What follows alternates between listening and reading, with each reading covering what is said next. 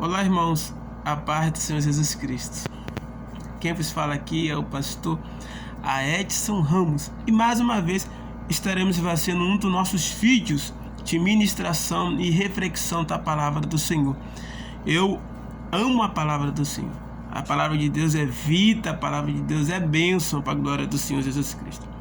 Se nós quisermos vencer qualquer oposição, temos que trabalhar.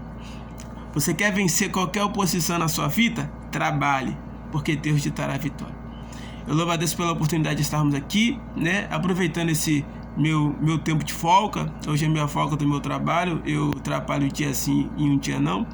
Sou ali, vigilante pela glória de Deus, pela misericórdia do Senhor. Trabalhamos hoje na área de vigilância. E hoje o Senhor me tocou para ministrar uma palavra profunda para a reflexão dos irmãos. E foi uma reflexão tremenda para mim. Fui pesquisar, fui analisar e fiquei maravilhado.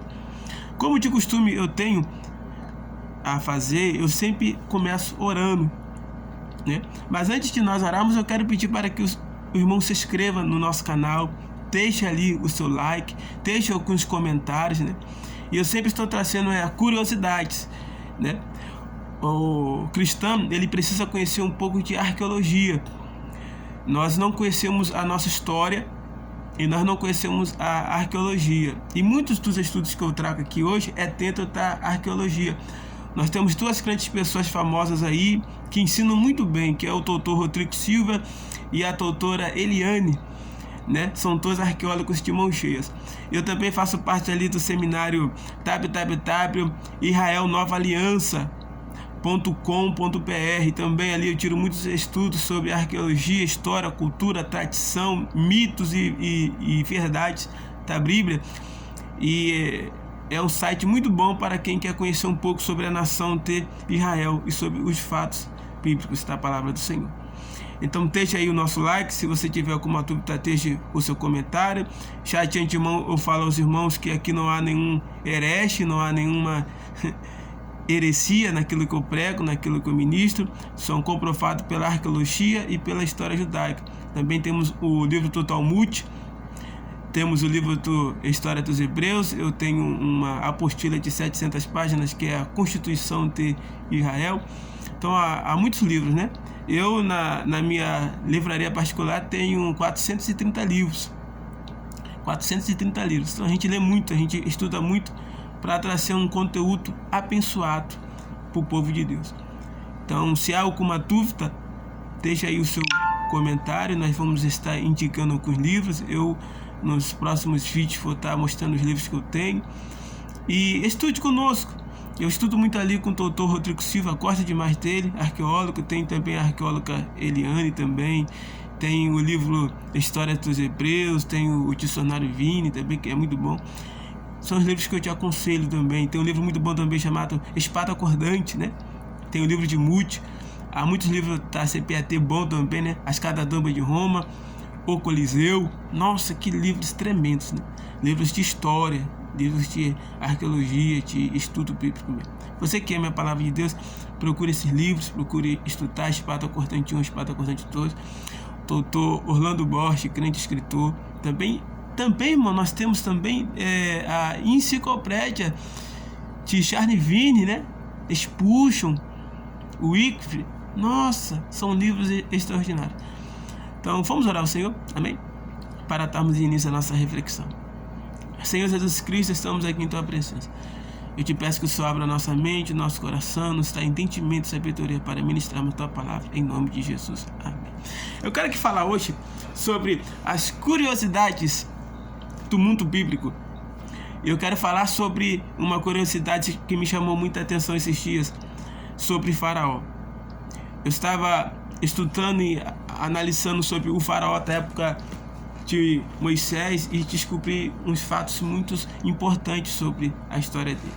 Primeiramente, a história do Faraó do Egito, na época de Moisés, como nós sabemos, Moisés foi criado com o Faraó. Moisés era irmão dele por criação.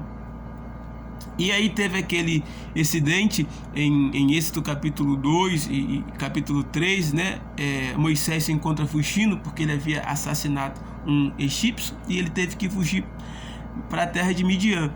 Se nós lemos a palavra do Senhor em Êxodo capítulo 3, versículo 1, vai falar apenas que ele foi para a terra de Midian. Vai falar apenas que Moisés foi para a terra de Midian. Vai falar só isso. E ali que ele conheceu Cetro, né, seu sogro, e ficou ali por 40 anos. Mas se você for estudar a história judaica, a história do povo judeu, você vai descobrir, por relatos judaicos, que quando Moisés ele foge do Egito, ele não vai primeiro para a terra de Midian. Ele vai para uma terra onde ele conhece um homem por nome de Jó. E ali Moisés mora e reside com esse homem por 20 anos. E depois que Moisés está com esse homem por nome de Jó, 20 anos, que ele vai para Midian e fica lá mais 20 anos. Então a história judaica vai dividir esse período da história de Moisés. 20 anos com um homem chamado Jó e 20 anos com o seu sogro Cetro em Midian. E logo após vem o chamado de Deus em Êxodo capítulo 3 para que ele retorne ao Egito, do lugar onde ele saiu. E a partir do momento que Moisés ele retorna para o Egito para fazer a vontade do Senhor, o processo que ele passa ali no Egito é de aproximadamente um ano. Segundo a história judaica vai falar que durou um ano para que Moisés tirasse o povo da nação do Egito, né, do faraó Tutemão naquela época. E a história judaica também vai falar que no período que Moisés está tentando tirar a nação de Israel do Egito, é o período que Jó está sendo provado. Então, nós bem sabemos que a história de Jó é o primeiro livro da Bíblia, né? Nós percebemos que a história de Jó, o livro de Jó é o primeiro livro da Bíblia. E percebemos ali que Jó ele era um patriarca. E a história judaica nos traz essa informação de que o período em que Moisés está tirando a nação de Israel do Egito, Jó está sendo provado por Satanás. Está perdendo seus bens, perdendo sua família, perdendo tudo. E Moisés não pôde acompanhar o sofrimento do seu amigo, segundo a crença judaica, porque estava na libertação do povo do Egito. Então, quando Moisés chega ao Egito e ele ali começa a ministrar para Faraó, acontece um fato que é inusitado. A Bíblia ela vai falar que o coração de Faraó se endureceu, e em outra vai falar que o coração de Faraó ficou pesado. Na mesma tradução vai falar dos dois corações de Faraó, que se endurece e que fica pesado. Aqui em Êxodo capítulo 7, versículo 13, vai falar pela primeira vez que o coração de Faraó se endureceu. Êxodo capítulo 7, versículo 22 vai falar: e o coração de Faraó se endureceu. Êxodo capítulo 8, versículo 15 vai falar: e o coração de Faraó se endureceu. Êxodo capítulo 9, versículo 12 vai falar: e o coração de Faraó se endureceu. E Êxodo capítulo 10, versículo 20 vai falar que o coração de Faraó se endureceu. Só que quando a Bíblia fala que o coração de Faraó está pesado e que não está endurecido, já nos traz uma outra tradução do que Deus está falando para Moisés sobre Faraó. E é sobre isso que eu quero falar. Qual é a diferença de Deus estar falando sobre Faraó com o coração endurecido e com o coração pesado? A Bíblia vai nos narrar em Êxodo capítulo 7, versículo 14, que o coração de Faraó está pesado. Êxodo capítulo 8, versículo 19, novamente vai falar que o coração de Faraó está pesado. Êxodo capítulo 8, versículo 32 vai falar novamente que o coração de Faraó está pesado. Êxodo capítulo 9, versículo 7 vai falar que o coração de Faraó está pesado. E Êxodo capítulo 9, versículo 34 vai falar que o coração de Faraó está pesado. E o capítulo 10, versículo 1 vai falar novamente que o coração de Faraó está pesado. E o que significa isso dentro da mitologia egípcia? Porque a Bíblia ela é o único livro que relata que o coração de Faraó está endurecido e que o coração de Faraó está pesado. Mas quando fala que o coração de Faraó está pesado, a Bíblia é o único livro que fala, que relata sobre isso. Por que a Bíblia fala que o coração de Faraó está pesado? Porque para nós parece ser a mesma coisa, mas na verdade não é. Porque dentro da mitologia egípcia, todo faraó que morria, ele primeiramente ele era o quê? Mumificado, né? Tiravam-se todos os órgãos daquele faraó, limpavam o corpo dele para mumificação. Porém, o único órgão que não era tirado do corpo de Faraó para ele passar pelo processo de mumificação era o coração. Todos os faraós eram mumificados com o coração. Era o único órgão que não era tirado. Mas o porquê disso? Porque segundo a mitologia egípcia, eles vão falar que o coração do faraó ele seria julgado. Ele entraria em um submundo depois da morte. E segundo a mitologia egípcia, vai falar que quando o faraó morria, ele tinha o seu coração pesado em uma balança. Seu coração era pesado de um lado por uma balança, e de outro lado da balança havia uma deusa. E essa deusa ali determinava o valor desse coração. Se o coração pesasse demais, a pessoa estava condenada a não ir para o paraíso. Mas se o coração ficasse leve, a pessoa iria ao paraíso. Então era isso que era pregado na mitologia egípcia. É por isso que Deus fala que o coração de Faraó está pesado. O que é que Deus está falando ao Faraó e o que o povo está entendendo? Deus ali estava condenando o Faraó à morte.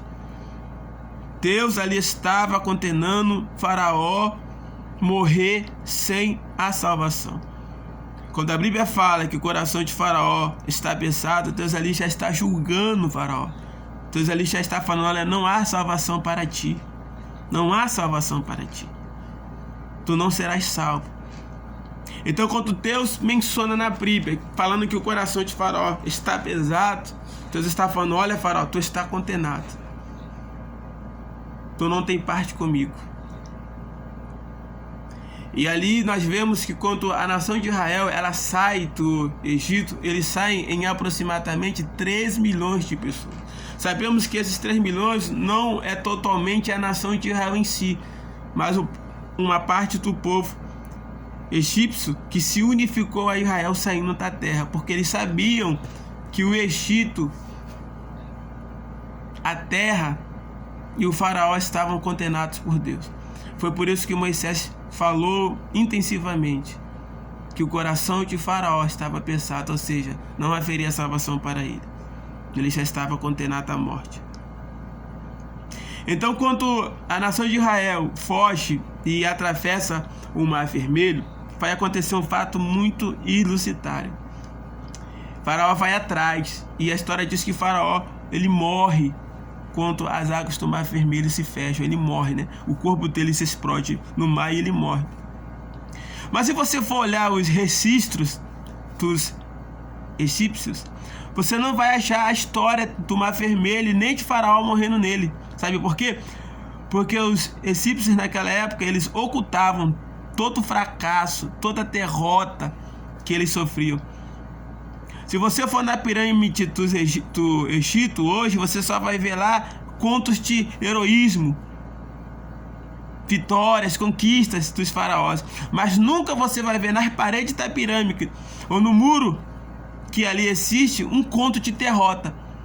Então aconteceu um fato muito ilusitado que foi até descoberto agora pelos arqueólogos, e o doutor Rodrigo Lima trouxe esse estudo maravilhoso e eu fiquei encantado também. Estudei mais um pouco e realmente eu comprovei que o estudo do doutor Rodrigo Silva, né? Falei Rodrigo Lima, é Rodrigo Silva. Doutor Rodrigo Silva é uma bênção.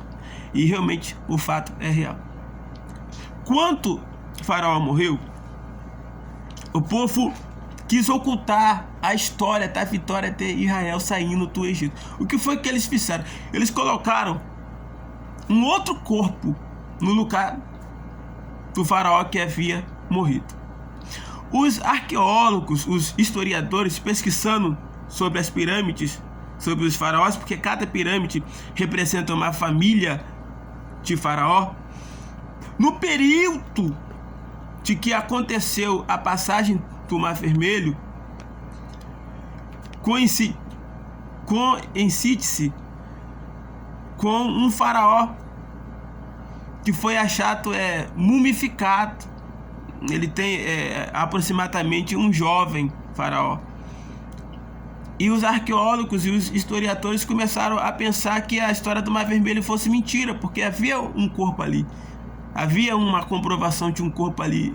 E o corpo era de um jovem novo, esculpido a ouro, né? A máscara que estava por cima daquela múmia estava esculpido a ouro. E eles foram pesquisar e analisar e descobriram que aquele corpo foi colocado ali para tampar essa lacuna da história.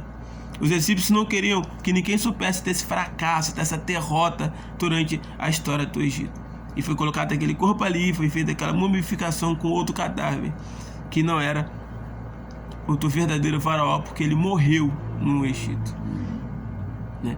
Então nós vemos que a história bíblica ela tem muitas curiosidades. Essa hoje é a minha curiosidade que eu quero deixar para você, né?